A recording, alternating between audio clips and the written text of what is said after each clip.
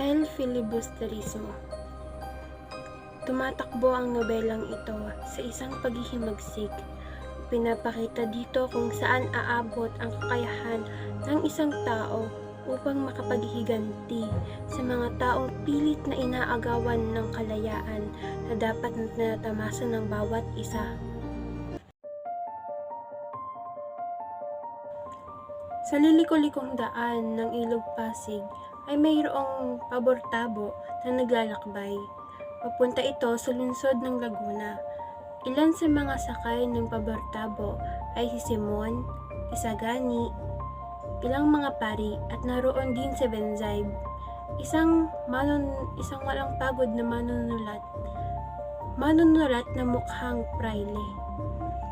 Ating tunghayan ang pagsasatao ni Sorbito Princess Chin upang mas makilala natin kung sino ba si Benzaib. Kumangha-manghang alamat at nailamin gawing isang salaysay. Ang pagsasabi ng anim ng hayop, ang takot ng mga intrigue, ang tubig sa ilog, at ang kakawayan. At nailamin gawing paksa ang pahambing na pagsusuri ng mga relihiyong pinaghahawig-hawig sapagkat tingnan ninyo.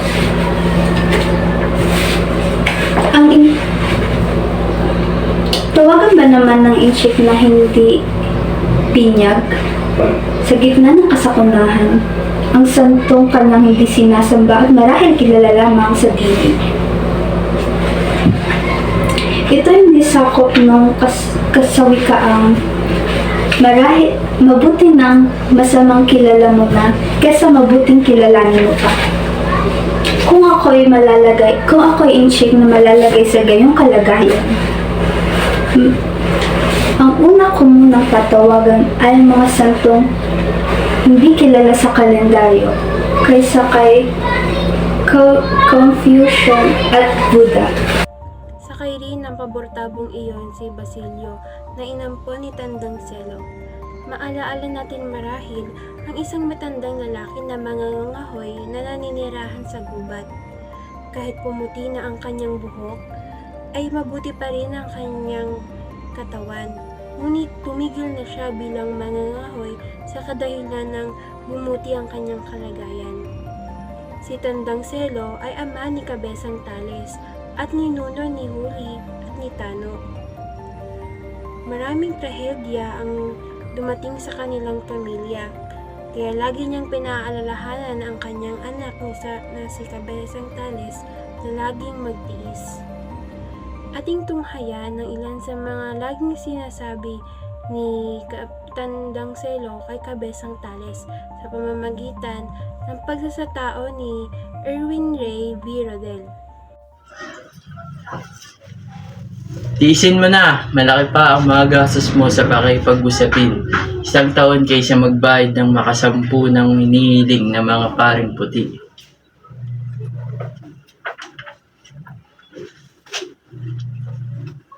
Ipagpalagay mo ang 30 pisong iyan ay natalo sa sugal o kaya'y nahulog sa tubig at kinain ng buhaya.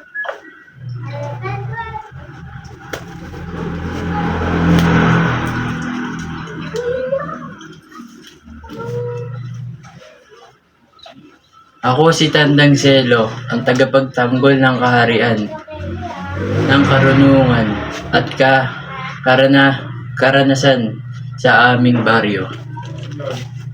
Tapos ang habang paglalakbay na iyon, agad na pinuntahan ni Basilio ang puntod ng kanyang inay noong makapunta siya sa San Diego. At doon, nakita niya si Simon na mayamang mag-aalahas, na may katandaan na, maputi ang buhok, mayroong bigote at balbas, na inakalang Indio, Ingles, Portuges, Amerikano, Muleto, Cardinal Moreno, Eminencia Negra, na tagapayo ng Kapitan General. Ngunit hindi nawala sa kanyang mukha ang bahid ni Juan Crisostomo Ibarra na nagbalik upang maghiganti sa kanyang mga kaaway. At upang balikan si Maria Clara, Kaya't hinikayat ni Simon si Basilio na makisali sa kanyang planong paghihimagsik laban sa mga Kastila. Ating tunghayan ang pagtatanghal ni Mark Rainier Q. Labay bilang Simon. Alam ninyo kung sino ako. Alam ninyo aking mga tiniis. Paniwalaan ninyo ako.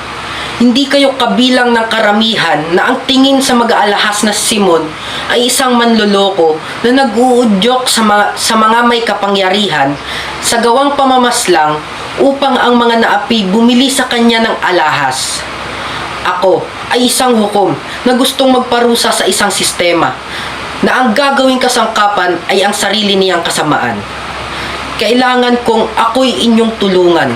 Gamitin ninyo ang inyong kakayahan, makaakit sa kabataan, upang labanan ang baliw na nasang makikastila, pakikiugali, pagpapantay-pantay sa karapatan. Sa landasing iyan ay ang maging isang masamang kopya lamang ang matatamo. At nararapat na ang bayan ay maghangad ng lalong mataas.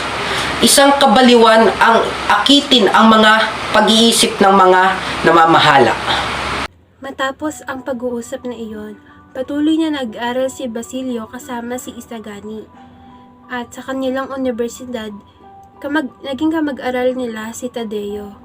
Si Tadeo ay pumaparoon araw-araw sa universidad upang itanong kung may pasok, at tuwin ay nagtataka kung bakit may pasok. Nagdadahilang may malaking kagipitan o gagawin o kaya'y may malubhang sakit sa oras ng klase. Ngunit sa di maintindihang mga paraan ay nakakalampas si Tadeo sa mga pagsusulit o pagsusuri. Ginigiliw din siya ng kanyang mga profesor at nahaharap sa isang magandang kinabukasan. Ating tunghayan si Lance Gabriel P. De Leon bilang Tadeo.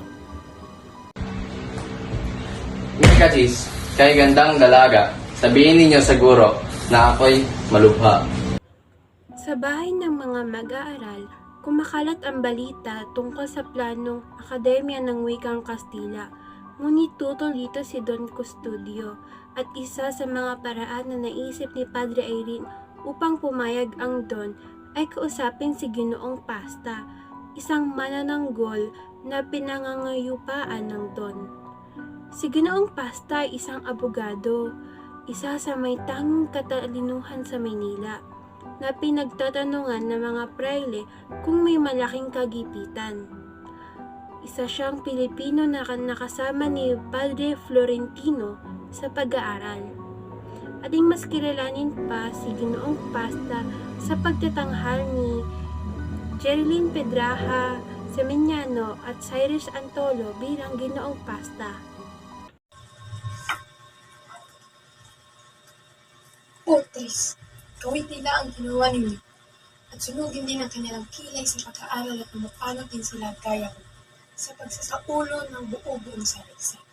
At kung ang inaakala ko kung kaya't kayo kapagsasalita ng wika kasi sapagkat ito'y inyong ilaran. Kayo'y hindi taga Maynila at di anak ng Kastila. Pag-aralan nila ang pinag-aralan niyo at gawin ang ginawa ko. Paniwalaan niyo ko kung sino gusto makapag-aral pinag-pag-aaral at natututo. Kaawang-awang binata, kung lahat sana'y nag-iisip at gumagawa ng gaya niya, ay hindi ko sinasabing hindi. Kaawang-awang binata, kaawang-awang Florentino. Araw ng Sabado ay naghandog ang isang inchik na si Quiroga ng isang hapunan. Si Quiroga ay namamahala sa pangasiwaan ng gobernador sibil. Ang inchik na ito ay nagdanasa na makapagtayo ng isang konsulado sa kanyang bansa.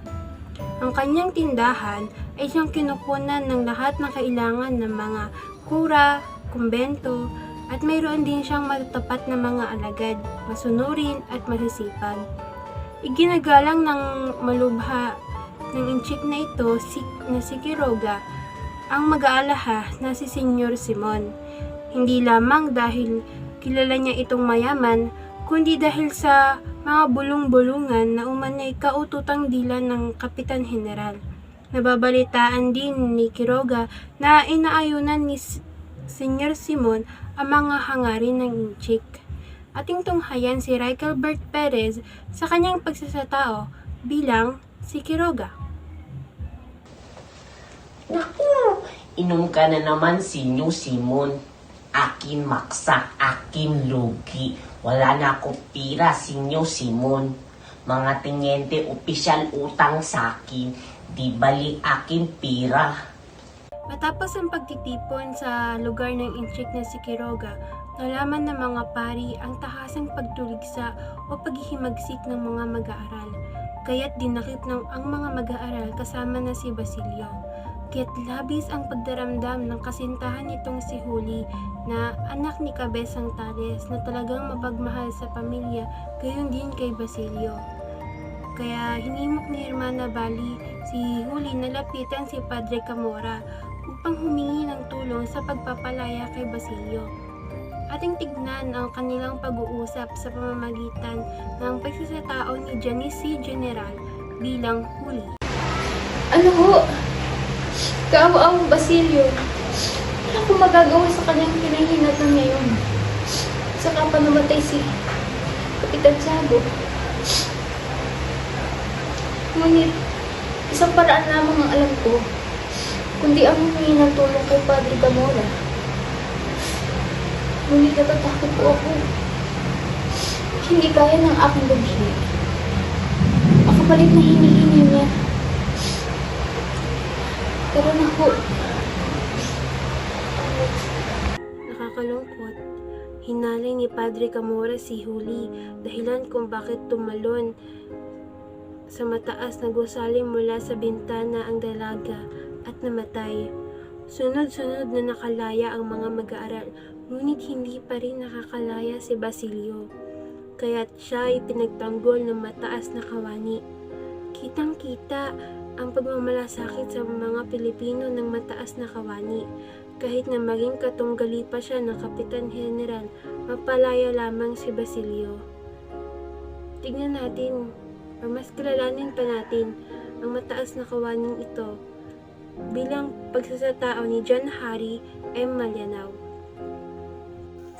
Ang inyong kamahalan ay hindi namimilit sa kanyang pananagutan. Matagal na rin na aking pagsasawalang kibo.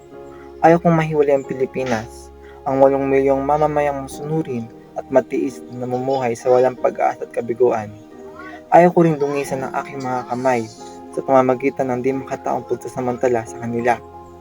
Pinangakuan nila ang mga pulong ito ng pag-aampot katarungan at ngayon pinaglalaroan natin ang buhay at kalayaan ng kanyang mga mamamayan. Pinangakuan silang liwanag, ngunit pinubulag natin pagkat natatakot tayo na makita nila ang ating kalaswaan. Kung ang mga bagay-bagay ay hindi bubuti, ay maghihimagsik sila balang araw. Kapag nagkaganon, papanig sa kanila ang mararangal na tao.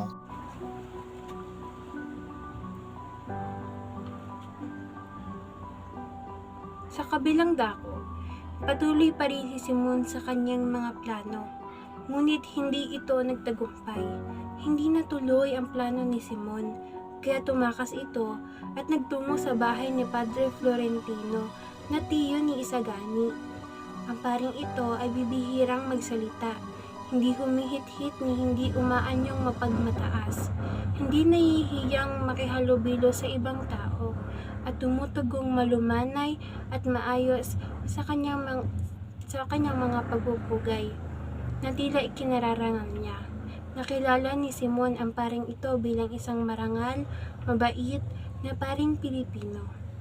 Kaya pagkapunta ni Simon sa bahay ni Padre Florentino, ininom niya ang lason dahil ayaw niyang mahuli siya. Pinagtapat niya lahat-lahat kay Padre Florentino. At ng oras ding iyon, namatay si Simon. Ating pakinggan ang mga sinabi ni Padre Florentino bago mamatay si Simon sa pagsasatao ni Erin Chloe Z. Tirano bilang Padre Florentino. Tunay mahal kong kaibigan, ngunit ang lalong marami sumawag ay ang may taglay na kabulukan. Pinalusog ninyo ang kabulukan ng kapamayanan nang di nagasik ng anuman at ikain. Sa pagtitiim na iyan ng masasamang hilig ay walang sisipot kundi ang bisyo. kung mayroong mang biglang sumipot, ay hindi mangyayaring hindi makabuti lamang. Sapagkat sa bigla-bigla ay walang sisipot sa layak kundi ang kabuti. Tunay nga't ang masasamang hilig ng isang pamahalaan ay makakamatay sa kanya. Ngunit pumapatay din naman sa lipunan ng pinangyayarihan ng gayon. Sa isang pamahalaan na may masamang hilig ay bagay isang bayang walang tuos. Sa pangasiwaang walang budhi ay ang mga kabundukan kung ano ang Panginoon. Gayon din ang alipin. Kung ano ang pamahalaan ay gayon din ang bayan. Matapos ang pangyayaring iyon, tumungo si Padre Florentino sa bato na laging inuupuan ni Isagani malapit sa ilog at itinapon lahat ng kayamanan ni Simon.